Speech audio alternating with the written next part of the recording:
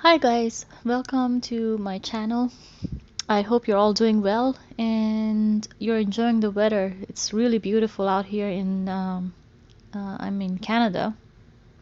It's been pretty nice for the last few weeks, and since the energies started settling post the eclipse and the full moon, it's been calming down and it's been very enjoyable, in fact. So I try to do a post um, on the topic of narcissism, and I came up with 20 traits that if you see it in your person, anybody that you came to this, I can't call it a reading, but to this video for, um, you can bet that you're dealing with a narcissist, with a karmic relationship, and not your forever counterpart, not your equal counterpart. And it doesn't matter if you're here for a feminine energy or a masculine energy. If you're in a twin flame energy, mostly the runner is the narcissist. But I'm not focusing on any type of relationship specifically, but I just wanted to open this topic because I believe that a lot of people in spiritual connections, in twin flame connections, it's a very thin line between whether this person that you're dealing with is your divine counterpart, or are they a false twin, they call it sometimes, or is this really a karmic person and you're in a karmic cycle with them. And I've seen a lot of people questioning that, and I have questioned that throughout my journey.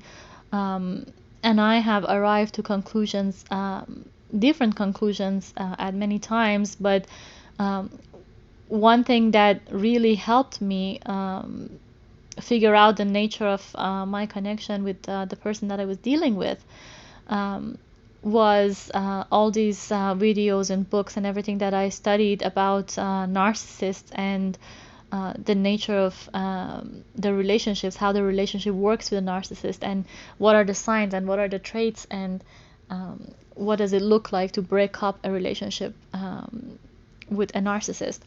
And it's really helpful in disillusioning anybody who is in an abusive relationship with a narcissist, because I am also part of the spiritual community, and I know that especially right now a lot of divine feminines are on their ascension path, and they have healed a lot of wounds, and part of these wounds have to do with the person that they were dealing with. And a lot of feminines may still not be clear on whether or not this person was really it, or was it really, what happened to me. That's the question that a lot of feminines ask. What really happened?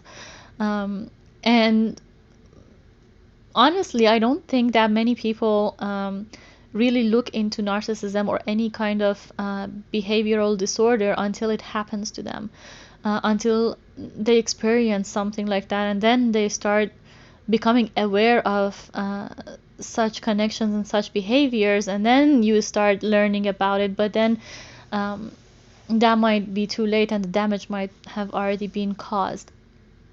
So that's why I'm going to share with you 20 signs that if you see in your connection, or if you have seen in your connection with the person that you were dealing with, or with someone that you saw as your divine counterpart or your spiritual soulmate or whatever, your forever person, if they have these traits, there is a good chance that this person is a narcissist, and you were really in a karmic cycle with this person. And I am not a psychologist, and the spiritual connection for me is as new and as raw as it has been for you guys, if you have been in one. And really, I don't think there is anybody out there that can tell you for sure um, what it should feel like, what it should look like, what should be the outcome. But the scientific part of it, which is uh, the narcissism, it's a behavioral disorder, it's a personality disorder, and those traits are real, they are studied, and there is no gray area about it. It's very well known, and there are a lot of books and resources available out there for you to study and to tell for yourself. Because the number one advice that we get from spiritual gurus about a counterpart is use your discernment and listen to your intuition. But if you are in a hurtful journey, if you're doing a lot of shadow work, if you're still healing your wounds, sometimes it's really difficult to tell the difference between the voice of your fear or the voice of your intuition. Sometimes it gets very easy to miss red flags. It gets really easy to overlook some of very obvious signs that you are in an abusive connection. And I'm not saying that twin flame connection cannot be abusive. I really honestly don't really know that anybody would 100% know what these connections are meant to be. I just know that if you're in a spiritual connection, it's meant to awaken you and enlighten you to become a better version of yourself. It's for you to grow spiritually, to grow stronger, to heal yourself and be a better person. And I know a lot of twins out there are hoping to come to union with their counterpart in this lifetime, and let's hope that happens. But if you are really in a narcissistic bond with somebody that is holding you down, then this person is taking away your chance of meeting your true person. You could spend years in an abusive connection with somebody who's not your counterpart, and you could be losing all of that time and missing out on being with your real person. So here are some of the signs. If I don't know, I can't say if a person has all of these 20 signs, they're definitely a narcissist, but you can recognize some of these ones in your person, like I have, and you can tell for yourself, and you can always go out and reach out to other resources, other people that talk about narcissism, and people that talk about spiritual relationships, and decide for yourself. So I'm not trying to convince anybody of anything here, but I'm going to share these signs, and if you are familiar with them, if it resonates with you, then there is a good chance that you're in fact dealing with a narcissist and not your true counterpart. So number one, you thought that this person was your true counterpart, your forever person, or aka the one, very early on into the connection.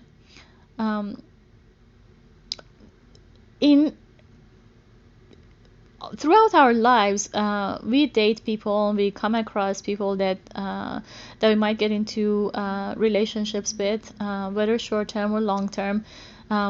For a lot of us, the person that we meet and we see as a twin flame or as a true counterpart is not the first person that we have seen in our life. depending on of course when in your lifetime this connection happens, but usually there is you have had experiences with other people in other connections, and for some reason that you may not understand in the beginning, but I'm going to expand on it.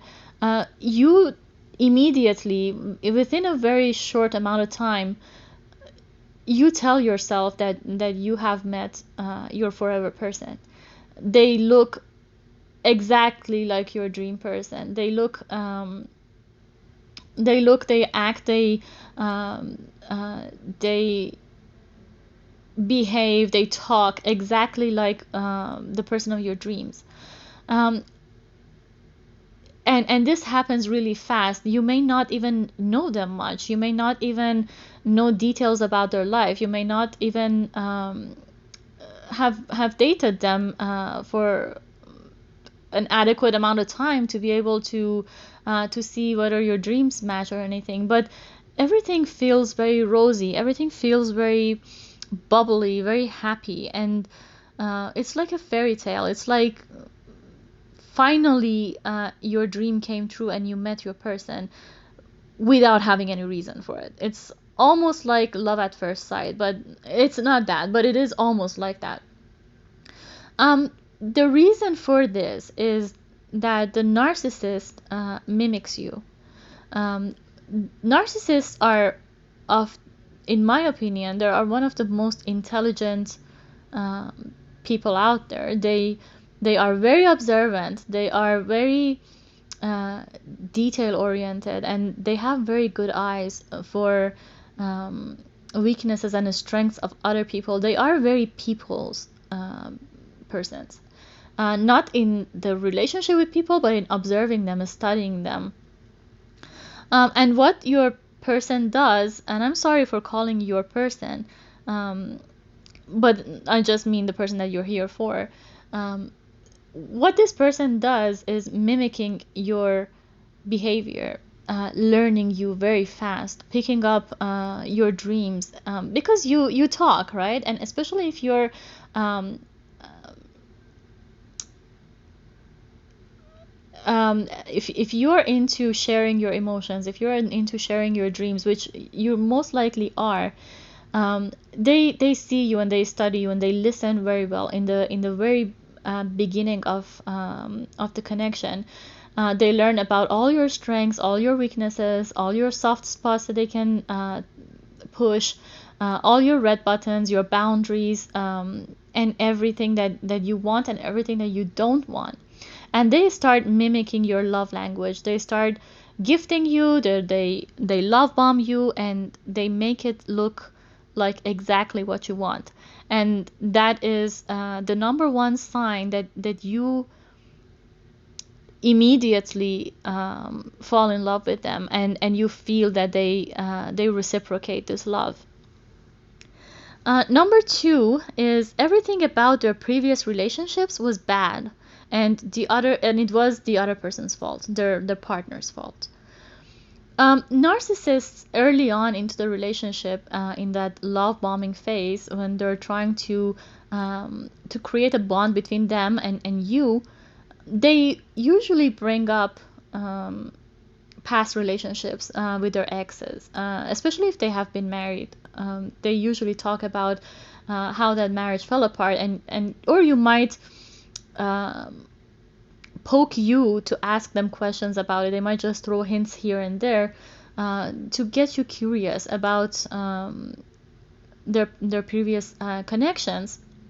And more likely than not, all of these connections, depending on how many they were, if they were marriages, if they were commitments, if they were any kind of dating, whether you knew their exes or not, whether it was in your circles or not, regardless of all of that, it was bad, and it was always the other person.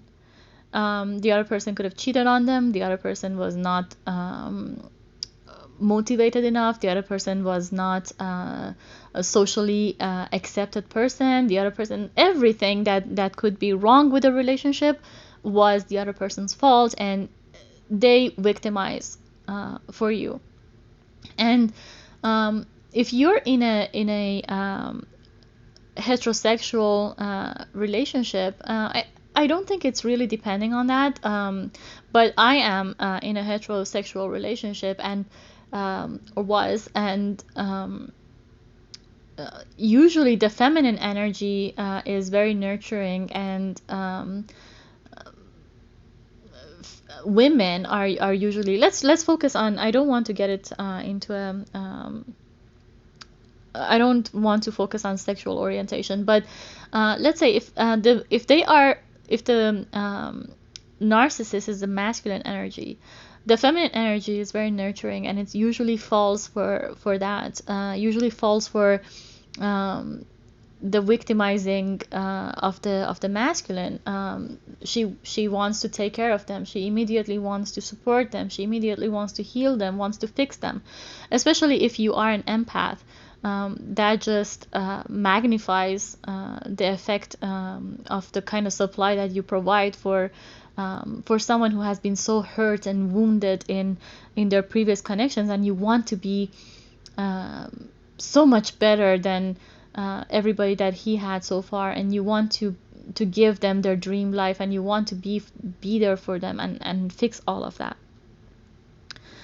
Number three is conversations with the person never goes deep. There is not much emotional bonding happening. Everything is on the surface. Even in the love bombing phase of your connection with your person, if you look back at it, not many conversations happened on a deeper level, below the surface.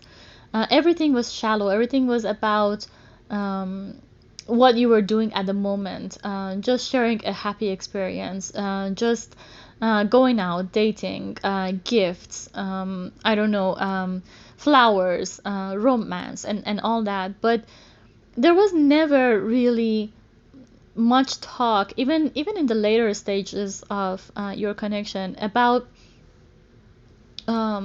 emotional support and emotional bonding. There was not much compassion and empathy. If you try to talk about your deeper emotions, your deeper needs, your the kind of bond that you wanted to form with them, you felt hesitancy, and you felt that it's too early. You always felt that it was too early to open that conversation, and you always fear that if you go deeper than the person is trying to cope with, you might lose the connection. Number four, you don't get feedback, and there is no equal give and take. So this kind of goes hand in hand with the previous one, with number three, in a sense that even if you share your emotions, even if you do talk about your feelings, the other person only listens. You don't get much of feedback. And that's the most that they can do. Like sometimes your person is not even interested in hearing you out. But in the best case scenario, if you're still in a bubbly, happy part of the connection, all you get is an ear. You don't get feedback. You don't even get facial expressions from them. If you're, let's say, if you're sharing, I don't know, a touching experience that you had from your childhood, or a sad experience, or even a happy experience. You're talking, but your person is blank, and you're not getting much feedback. You're not getting any empathy, any sympathy, any compassion, any understanding. You feel like you're just recording your voice, and there is no you don't feel like your person cares, actually, and that you're just speaking, and sometimes a lot of times the person tries to change the topic, or distract you, or just they're just not interested in hearing you out, in that sense. And a lot of times, if especially if the emotional talk is about them, um, you get absolutely no feedback. There's most likely than not, because these people really don't feel anything, um, and their feelings are very shallow, or that they just don't relate to that level of emotional experience, because the narcissist doesn't feel love. They don't feel emotions, high vibrational emotions, that is. So even if you talk with these people, you don't feel relieved. Um, the difference is, like, you can test this out and compare this to when you talk to your girlfriend, to your feminine friends. Um, Feminines usually talk about their problems, and they're not really looking for a solution. And when you talk with your friends or with someone that has empathy for you, family, I don't know, anybody, or even your exes, your previous partners, there was a sense of relief at the end. Even if you didn't get any advice, even if you didn't get any um, support in what to do next, just the fact that you talked with that person gives you a sense of peace and a sense of relief. But with the narcissist, you don't get that. You feel uh, more suffocated. You feel judged. You feel that you were not cared for. And you sense a feeling of coldness from them, as if none of that ever happened. So number 5, you start feeling dependent on the person more than you have ever felt with anybody else. Um, and after a while, with a narcissistic partner, their number one tactic is they make you dependent on them because they need to feed off of you. The narcissist's source of energy and supply is their person. I covered this in another point, but narcissists don't have much happiness generated within them. Their source of supply for their gratification and for their happiness and a sense of being appreciated comes from the supply, which is you, or which is whoever partner they have right now. And to get that supply, they make you dependent on them by playing mind games, by manipulation, by breadcrumbing, all sorts of things, tactics that they use to break your confidence and to make you stay and make you clingy on them. And if you have a toxic femininity in you, if you haven't healed your codependencies with other people, if you haven't found your core, and if you haven't anchored yourself, if you're not grounded enough, that sense of codependency could already exist in you, and the narcissist feeds off of that. And the narcissist recognizes that, and he amplifies that in order to get more of you. And even if you have been an independent person, if you were on your own feet, you were confident and you were beautiful and you were powerful before meeting them, most narcissists have the ability to manipulate you and break you into feeling small. They belittle you, and by doing that, they break your confidence and they make you dependent on them. And after a while, in these connections, you can't recognize yourself anymore. You feel very different from the you that you knew from before you met them. Number 6 is lack of support and empathy. I already covered that. A narcissist cannot feel sympathy. They can't feel empathy. They can't feel love. Narcissistic behavior is a learned behavior. It's it's a result of being exposed to another narcissist in a childhood, and not having had role models or people to look up to or receive love from. These people haven't learned love, and they don't know what it looks like. They don't know what it feels like. Um, and that sense is not developed in them from childhood. So they feel very empty, and they feel very shallow, and they feel very cold. And everything that you receive in the love bombing stage of your connection is really a mirror of your behavior.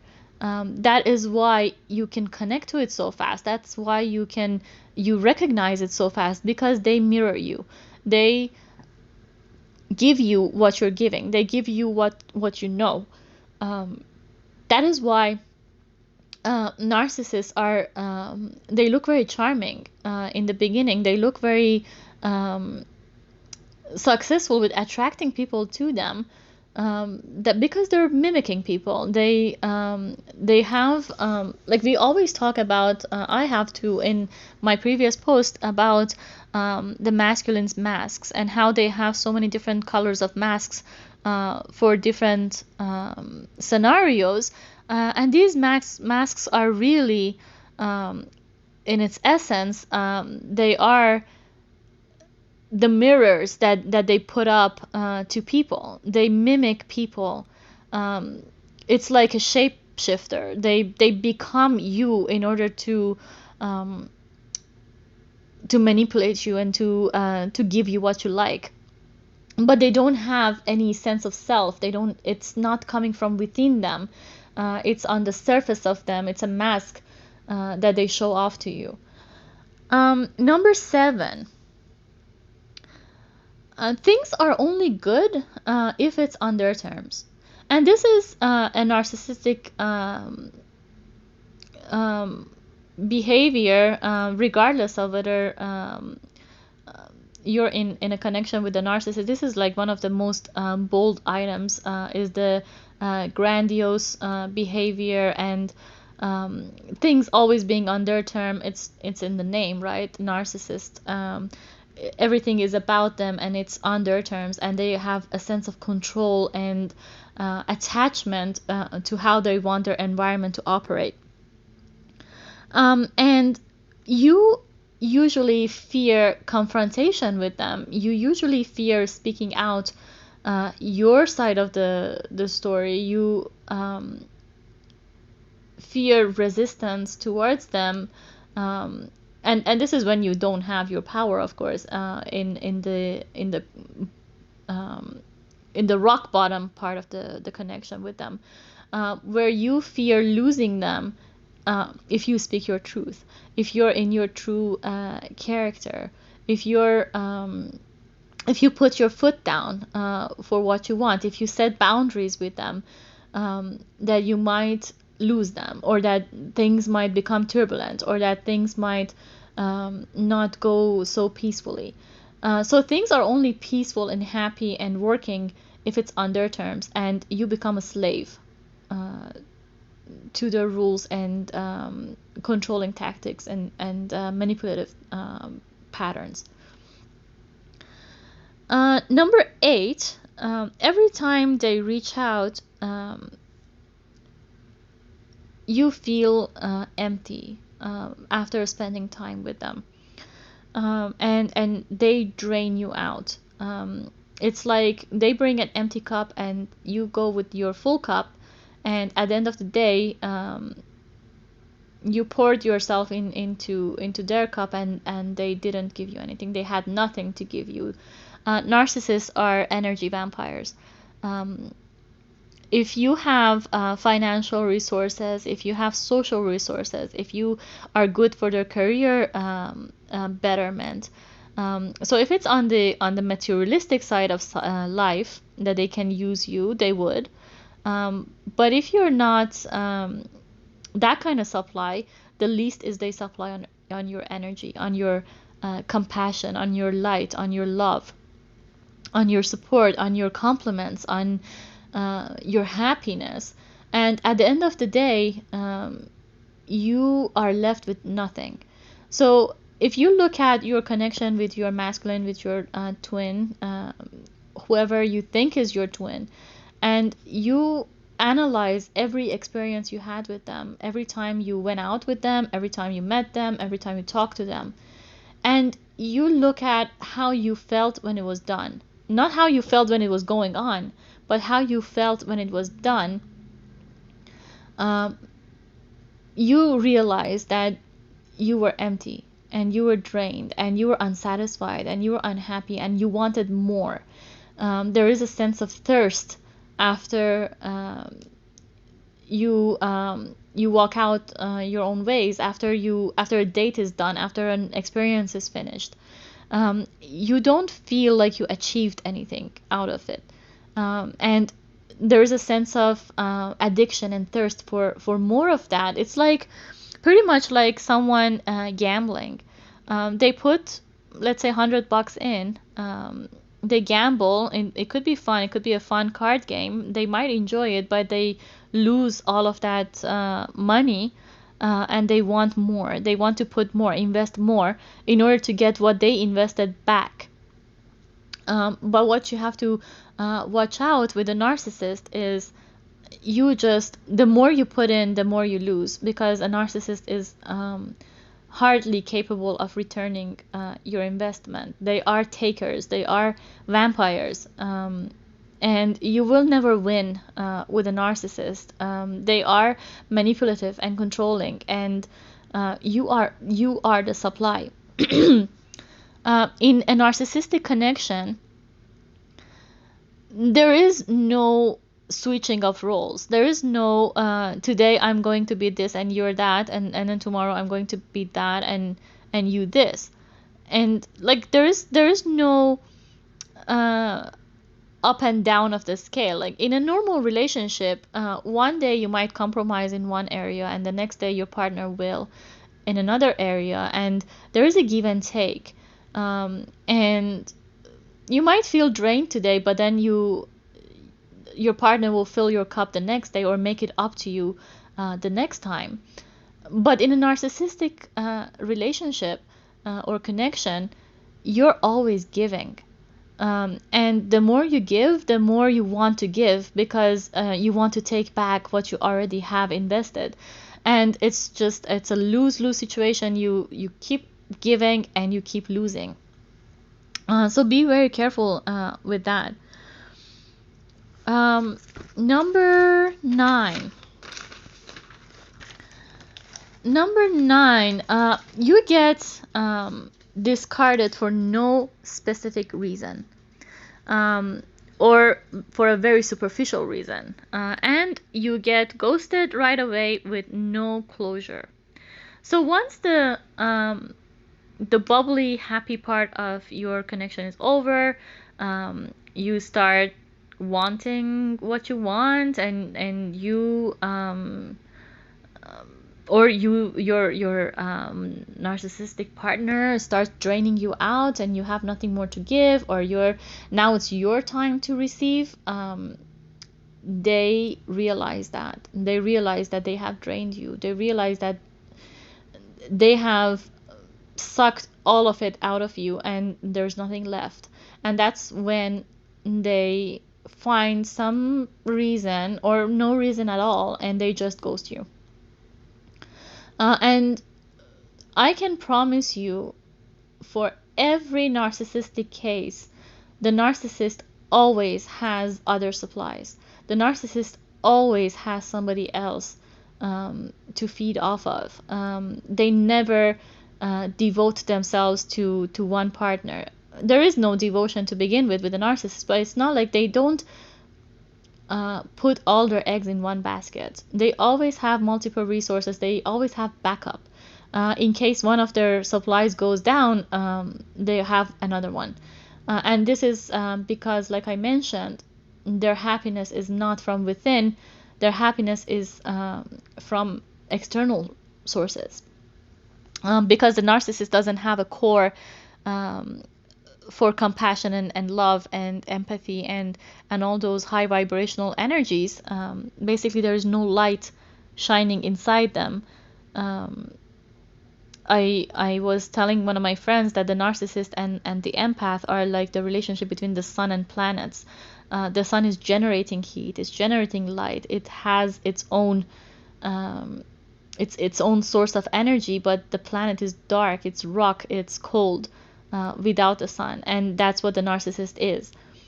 They don't have any generation of love and happiness within them. They depend fully on their supplies to survive. And once you go down, there's another supply to replace you, and sometimes immediately. Sometimes they even use multiple supplies at the same time. And in the spiritual way of looking at it, we all know about the third party, and we call them karmic partners. But truth is, guys, that we are all karmic partners. We're all in the same boat with a narcissist. We're just supplies, feeding their egos and feeding their needs, their narcissistic needs. It's just that the narcissist jumps from one to another. It's like having multiple plates of food in front of you and just taking a bite out of this one, having a sip out of that one, and satisfying yourself. So you never get closure with a narcissist, because they always keep that door, that window open in case they need to come back, in case they run out of supply somewhere else, and you proved to be a good supply at some point, so they can count on you. And narcissists really never get over their supplies. They always keep some sort of connection with their supplies. You could have heard from your person that them and their exes are now friends, or that they still talk to them, or that, oh, there's nothing really going on, we're just talking, or oh, we're just friends, or they have some people in their lives that you really don't know the nature of their connection with them. It looks like there's more than friendship, it looks like it's a relationship, but they're not a partner at the same time. So there are all these multiple supplies, and none of them know what they are and who they are to this person. And the narcissist might have one partner for socializing, to show to everyone as their girlfriend, but they always have backup, one way or another. And these backups don't need to all be physical relationships or sexual relationships. They could be for different reasons. They could be getting their love from you, their career boost from somebody else, their financial support from, I don't know, a family or friend. But there are always resources in their lives.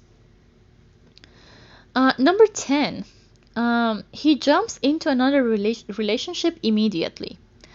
And I covered some of this, that they have multiple supplies, but this is one of the areas where you can compare your connection with your so-called twin or divine partner with your previous relationships or other people's relationships.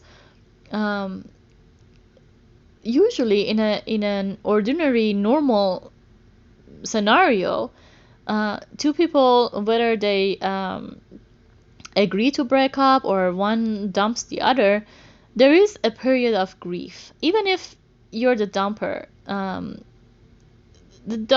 even if somebody dumps the other person, they still take some time out. They still cool off from the relationship. If you're being dumped, you're broken, you want to go off and heal yourself, you take time out, you might party, you might start having rebound dating, however you cope with a breakup, you go through that process. And even if somebody left you, that person will also go through that process. They may not grieve as hard as you do, or they may not be as hurt as you are. But there's usually a period of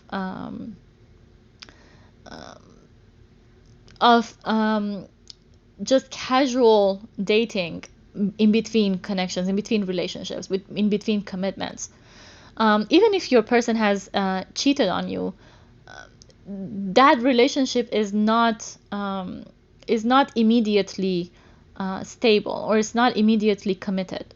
But when a narcissist discards their supply and they jump into another relationship, that relationship looks like it has been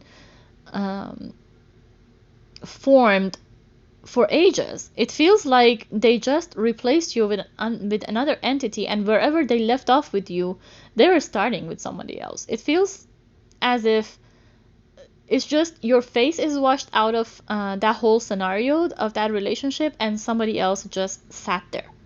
Um, and everything, I actually think I covered this in another one, but everything that you experienced with your person, they're experiencing it with somebody else now. And there has not been a period of grief. There has not been a period of moving on. There has not been any time to be really single. Number 11. The new supply has a lot in common with you. The new relationship is the exact copy of your connection, plus a bit more. This is one of the most obvious signs of a narcissistic relationship, and it could be very hurtful to the person who's ghosted and discarded. And if you're in this boat, it could be very hurtful and very difficult to heal when you see yourself replaced by somebody else into an exact type of connection. And by that I mean if you had shared dreams with your person, if you shared experiences with them, if you watched certain type of movies, if you have gone to certain places, if you have talked about traveling to certain places, if you have planned for your future, all of a sudden every single thing that you have been experiencing or wanting to experience with that person goes to the new supply. And this is an obvious sign, because once you compare it with a normal connection, in a normal scenario, let's say you have grieved and you have moved on and you have started dating somebody new, you usually do not want to repeat the same thing. People want to forget and move on from the past. They don't go to the same places. They may not listen to the same songs. They don't want reminders of a past relationship, of especially a broken up relationship. They don't want reminders of their exes. They don't want to cover the same ground of triggers, of things that have been hurtful to them. But to a narcissist, they don't feel hurt. They don't feel longing. They don't feel, not on a deep level at least, not on an emotional level. They long for your supply, they long for your energy, but they don't long for the love, or they don't really miss you. And that's why it's not a problem for them to copy the connection, the relationship with somebody else, to share the same dreams that they were sharing with you with somebody else, to see the same movies, to go to the same places, to talk about the same things, and to live the same life that you were part of. And the longer that you have been in a connection with a narcissist, the more difficult it will be for you to watch all of that go to a new person just like that. But I open brackets here and just tell you that if you see that, try to liberate yourself from it, in a sense that be grateful for being out of that cycle, because it is really sad for someone to be stuck in a cycle of repeating the same thing and just replacing the person with it. These people are in loops. They're constantly repeating the same lesson. They don't experience new things. They don't want new things, because how the narcissist operates is really through iterations of the same thing. with you, they learn you, they learn your strengths and weaknesses, they learn what works with you and what doesn't, and they pretty much use their supplies as a lab mouse. They test them, and they improve on their failures in the next relationship, and the next one, that's what it looks like. The new supply is getting it better, because the narcissist learned what areas to improve, how to work out the love bomb part, how to manipulate in certain areas in order to keep that supply for a longer amount of time, or where to feed that supply some more love in order to get more from them, or how to play the game in order to get more achievement out of it. And that's why they repeat the same thing, because the same thing works for the narcissist. All they need is a supply. They don't need new experiences. They don't need to heal. They don't need to move on from what hurts, because they really don't feel the hurt. Number 12. You feel addicted to the connection. And I know I talked about some of this in the sense of codependency, but it's not just being addicted to your person, but you start feeling addicted to the connection itself. You start feeling as if you don't mean anything without it. You don't. If it's not there, a huge part of your life is missing, or you feel a void in your heart, in your chest, in your life, when this connection is gone. And this addiction makes you chase the connection, and makes you chase the person, and makes you give your energy, even if your person is not physically there to take from you. You're still an energetic supply to the connection. Number 13, the narcissist hoovers when you get your power back. Hoovering is one of the most popular behaviors of a narcissist. They have no problem dropping you like a hot pan when you're empty, when you're drained, when they sucked every bit of energy out of you. But as soon as you find yourself back, as soon as you gain your power back, as soon as you build yourself up and feel better, and your energy level is up again, and you're vibrating higher again, they come back. They appear out of nowhere, as if they were never gone.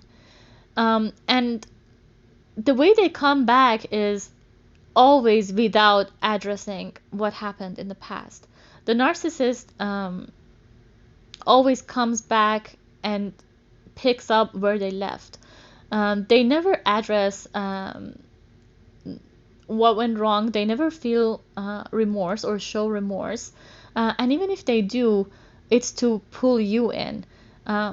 If you trust your intuition, if you trust the energy and the toxicity and what you feel about toxic behavior, you will realize that your person or the narcissist here is really just saying sorry, or is really just trying to cover up what went wrong by gifting you, or by love bombing you again, and repeating that whole pattern again without really addressing what the problem was, because for them really there was no problem. They just left you for another supply. You were just not good enough at the time that they left you. You were not supplying them with what they needed. So now that you have that supply back, they're back, and in their mind there's nothing wrong with that. And in their mind, what's there to address? Nothing went wrong. And most narcissists don't even apologize. They don't even pretend that they're sorry. And you, as an empath, you might just jump into another cycle with them if you have kept hope for them to come back. If you have not fully come into your power to realize the nature of the connection, and you don't see their truth, and you believe the mask that they put on. Number 14, he is never fully single. And I talked about this already. Um, if you, depending on how much you know about the person, um, you never find them fully single. These people are never on their own. They're never um, working on themselves. They're never fully on their own. They're always either dependent on their family. If they haven't had any partners, they have been getting their fixes from their family, from their parents, siblings, um, or they have always had someone that they were talking to, someone that they were sleeping with, someone that they were getting some kind of support and supply from, even if that person was not officially in their life. Number 15, his source of happiness is fully external and um, very people dependent. And by that I mean that you might come across people in your life that have different sources of happiness, external sources of happiness. Some people have a hobby that makes them happy. Some people enjoy their jobs, and that's where their happiness comes from. Some people are really into making money, and the material gain makes them happy. Some people might gain their happiness from their family and their success and all that. But the narcissist happiness comes from people. They need people as resources. They need a living supply. And even if they are focusing on their jobs, and even if they are focusing on their money, it's to get appreciation and applause and compliments from people. It's to get validation from people. So usually in a narcissist environment, you see a lot of people. These people have a whole environment of acquaintances, and they seem to have to know a lot of people. And that is why their source of energy is external. And like I said, like the example I made about the star and the planet, they don't generate happiness from within. It's all absorbed from their human environment. Number 16. You have episodes of relapse into depression after the breakup. With a normal relationship, whether the breakup was agreed upon or whether you were dumped, how much you were hurt and all that, there is a period of remorse and regret if you were the dumper, or a period of hurt and heartbreaking times, and a lot of cries and healing. But after a certain amount of time, after a few months, you get over it, and you want to meet new people, and you want to explore again, and you're open to love again. But in a narcissistic relationship, once it breaks up, the one who was discarded and left, and let's assume that it's you here, because I don't think there's any narcissist listening to this video, you feel very broken, and it hurts a lot more than it should, and you're aware of that. A lot of times you ask yourself, why is it hurting so much? You can't understand why it's so different from your other experiences. Why this person, why would they have such an effect on you to keep you in such a pain? And a lot of it has to do with the pain from rejection and abandonment, that is a distortion inside you as a person. And I don't want to really cover that here because then the video gets super long. But some of it has to do with you and your own wounds, but a lot of it has to do with all the manipulation that you experienced with your person as well, and what they showed you, and how different it was, to what they, like what they spoke to you, and what you saw as in their actions. And that contradiction is one of the biggest sources of this kind of depression and this kind of pain that you go through after the breakup.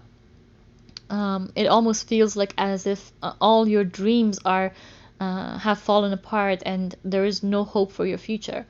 And by relapse, I mean that even if you work on yourself, and you feel good after a certain amount of time, you feel like you moved on, you feel like you're in your power, and you haven't chased the energy, you have set your boundaries, you feel good and healthy again. But then a wave comes, and it hits you, and it puts you down into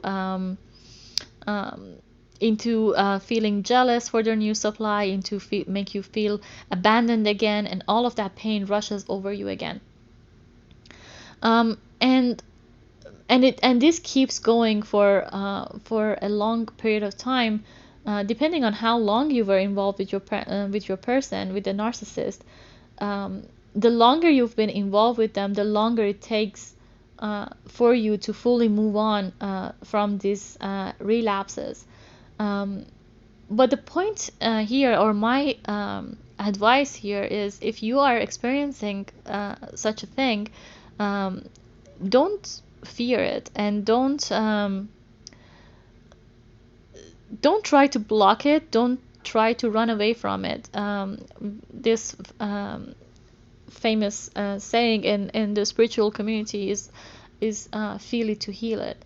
And we hear that a lot, and if you're a feminine, you have been doing a lot of healing, and part of that is, especially if you were in this kind of narcissistic abusive connection, a lot of healing has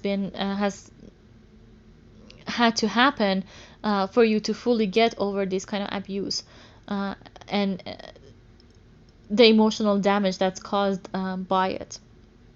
So let it get through you, feel it, and release it, and don't try to run from these relapses.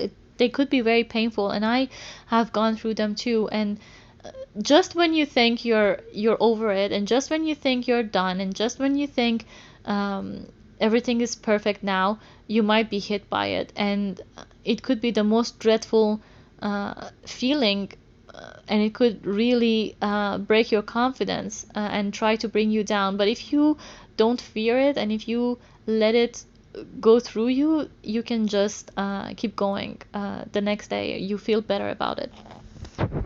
And this is one of the energies, or the behaviors, or the feelings that we confuse with the spiritual bond, with that red string of fate.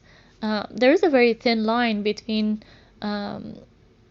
being a slave to a narcissistic, traumatized bond, versus being spiritually connected to a healthy energy, or being connected to an eternal bond. And once you start healing yourself, you can tell the difference between the two. Number 17, your friends start acting weird around you, and this has a specific term for it, called flying monkeys. Guys, I strongly suggest that you check out some of videos, whether it's Dr. Ramani's videos, or whoever you'd like to go and check out on some terminologies for the narcissist, and a lot of them, trust me, a lot of them feel familiar once you look at them and compare them with what you went through in your connection. And suddenly you realize that everything that you thought was a spiritual, and everything that you thought was just part of a twin flame journey, was really just dealing with a narcissistic behavior, and you having to heal the wounds that's caused by it.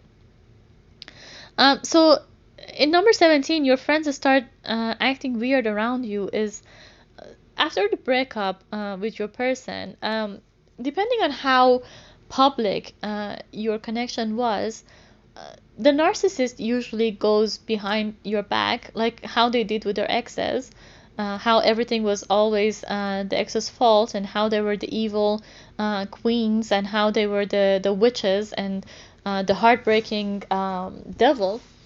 They also do that to you. And in order to have their gang, and in order to have their own group of support system, they go to your closest people, and they do that for multiple reasons. One of which is to belittle you and take away your support system from you in a vengeful way. And the other reason is to get people to stalk you for them. So your closest people, suddenly your closest friends become your narcissist's army. They become their flying monkeys. That's the term. They might turn on you, or if you don't really see a visible sense of their submission to your narcissist, you feel that things are not the same anymore, or that you're judged, or that you might be pushed out of your friendship circles. If you were sharing friends, if you had mutual friends with your person, and that you feel rumors are going around about you, or gossip is happening behind your back, and this is one of the narcissist's way of traumatizing you and controlling you, and making sure that you don't have your support system in order to fully heal and move on from them. So they're basically controlling your environment even after they left you, and they're trying to take away the support that you can lean on in order to move on from them. Basically, they're trying to keep you weak and down in order to be able to come back when they wish. Number 18, you feel and know you are watched all the time. And this is done either by flying monkeys or by your person, by the narcissist himself. We know already that one of the most prominent behaviors of the masculine energy is watching. We hear it in all card readings, we hear it in all psychic readings, we hear it everywhere, that your masculine is watching you. And unfortunately, this is one of the narcissistic behaviors as well. It makes you almost think that, hey, like, almost all masculines are narcissists, or almost all runners in a twin flame connection are really narcissists, because the narcissist needs that sense of control. They need to make sure that you don't move on. They need to make sure that if they want to jump back for your supply, they have you. So they watch you. They make sure that you don't go too far. And sometimes we confuse that with a twin flame bond, with that chain or rope or whatever it is that's attaching the twins together, and you can't really cut it. And at the cord, it's the cord. And so many times, the feminines on their ascension path, they try to cut the cord. There are rituals for it, and whatnot. There are so many different things that people are doing to cut cords through meditation or energy work or what. But part of it, really, guys, is the control that the masculine has over you and over your energy and over your environment. Every time that they feel or see or sense that you might move on from them, and you might give your energy to something else and someone else, they hoover. they come back in, they send you energy, they send you juju, they manipulate your energy, they attack you spiritually, and a lot of times we think that the spiritual attack is coming from the karmics, the masculine's karmics, but it's not true, guys. It's from them. A lot of times it's their energy, their envy, their control, and their jealousy. Number 19. He is envious of other people all the time. He demeans them, he belittles them, he bullies people, and they always feel like rules and regulations don't apply to them. If you see this pattern in the person that you're dealing with, if they're always self-righteous, and if nobody around them is worth praising and complimenting, if they hardly ever talk good about someone, that's a very bold sign that this person is a narcissist. They belittle others to feel better about themselves. A lot of times narcissists have a hard time pulling themselves up from what they are, and they're very delusional about who they are, in fact. So they try to push everybody around them down. They try to make other people's achievements small. They're trying to make it look like other people are not really, it's not a big deal if that guy got that job. It's not a big deal if they got that house. If not, it's not a big deal if they married whoever. And it's never a big deal about nobody else. And once they break up with you, especially if they have multiple supplies elsewhere and they know they're not going to come back to you anytime soon, you become that as well. And they send you that kind of demeaning and belittling and bullying kind of energy. And that goes also hand in hand with the spiritual attacks. Number 20, they don't have long-term friends. I just mentioned in the other one of the other points that the narcissist always has a big circle of acquaintances. They always keep people around. But if you look at them, if you really look into them, you realize that these people are really lonely. They don't have that many close bonds. They don't have that many long-term friends. Maybe a couple, maybe a few.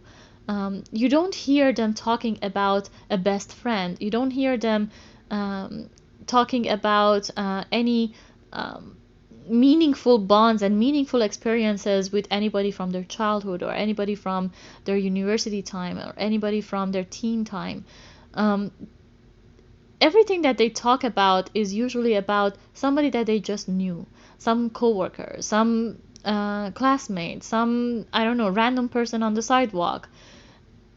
They hardly have stories that are memories, meaningful memories from their past, and their social circles are very dependent. They are actually a product of their relationships with their supplies.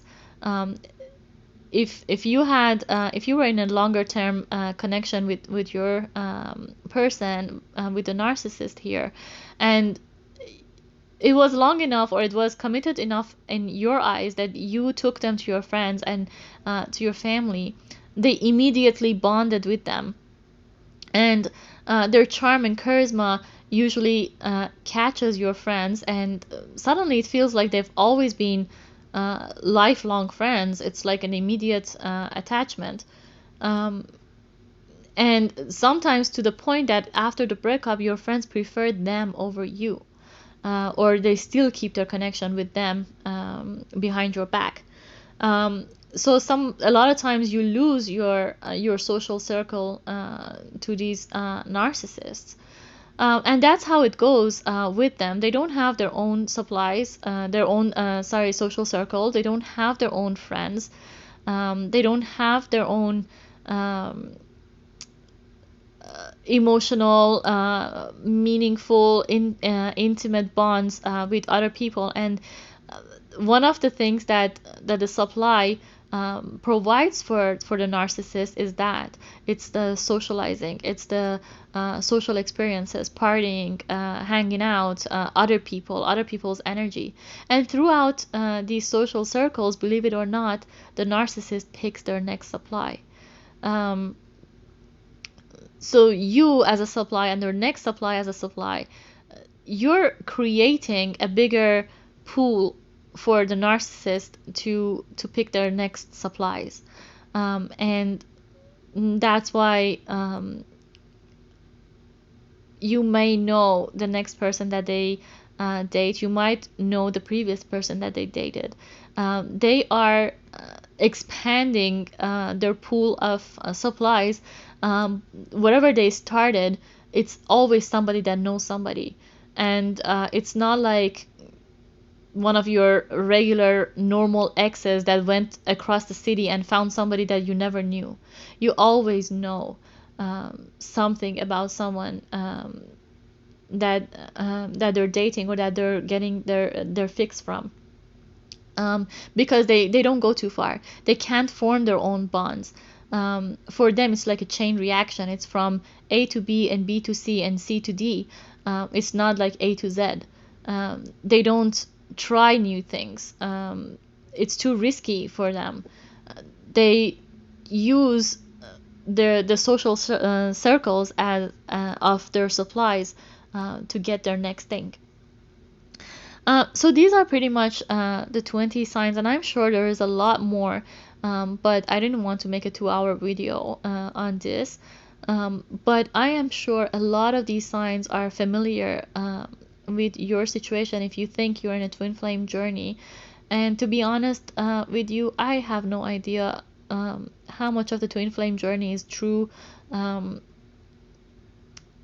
What's the purpose of a spiritual connection other than healing your wounds and becoming aware of your weaknesses in order to not become a supply to a narcissist, in order to put your boundaries in and not attract this kind of energy into your life, in order to move towards more healthy connections, in order to attract higher vibrational people into your environment. And I think that is honestly as triggering as it can be for some of you. That is the true nature of meeting a twin, or that is the true nature of meeting and going through these abusive cycles, is to come out of it stronger and to battle it and to win it. And if you are in a connection with a narcissist, try to be kind to yourself and forgive yourself for not for having not realized that you were dealing with someone who has a disorder, for someone who there's really no hope for their betterment, and moving past that and moving on from that. And it can be very painful and very challenging. Abusive relationships are, especially emotionally abusive relationships, are very difficult to fully detach from. They're like any other addiction. It takes a lot of courage, and depending on how long they have been, it takes a lot of practice, getting support as much as you can in order to move on from that. But trust yourself and know that you are powerful enough to get a better life for yourself and to attract healthier relationship for yourself. And familiarize yourself with the true definition of love and what love is. Love is not toxic. Love doesn't make you cry. Love is not pain.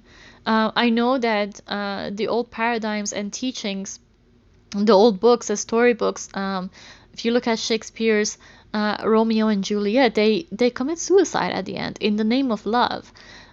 We have been exposed to a lot of distortion and to a lot of mixed information and false teachings of what love should feel like. And guys, that is not it. Love is empowering, it's beautiful, it's high vibrational, it's supportive, it's unconditional, it helps you grow. It doesn't block you, it doesn't suffocate you, it doesn't hurt you. It doesn't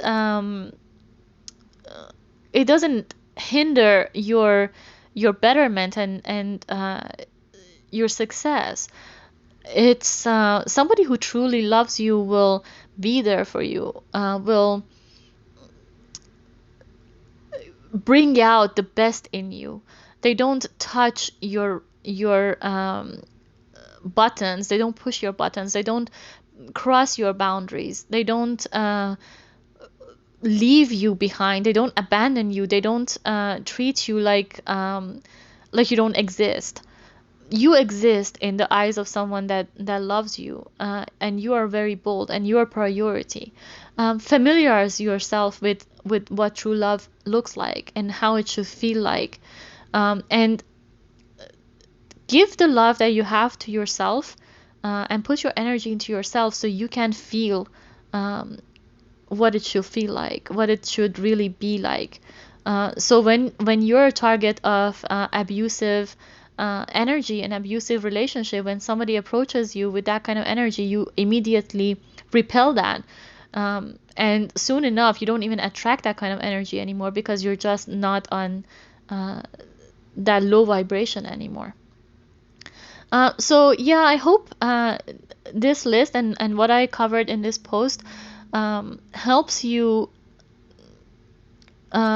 analyze your situation, and maybe it answers some of your questions and your doubts about the nature of your connection with someone who you deemed as your true divine counterpart, your forever person, your dream person, whatever. And realize that if this is the nature of the connection, if you are dealing with a narcissist, it's never too late to cut yourself, cut your losses short, and move out of that connection and put an end to the abuse. Because guys, really, there is no winning with an abusive person, and there is no cure for narcissism. And a lot of these narcissists don't even seek help because they don't think there is anything wrong with them.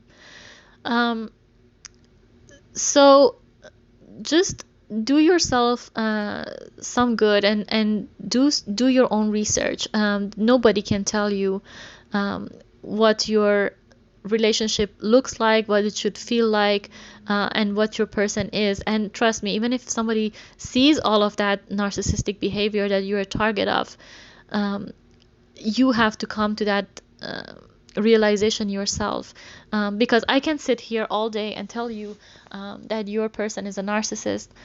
It could only trigger you, and if you're not ready to accept that, it could be very painful, and you might push back really hard and even fall deeper into the codependent abusive bond, and into the trauma of these kind of connections.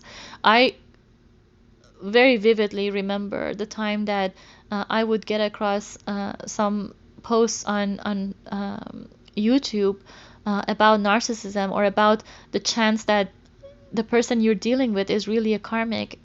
It's really, and you're going through a karmic cycle with them, and this is not your true person, and they might be just a catalyst or whatever you want to name it, regardless of the label.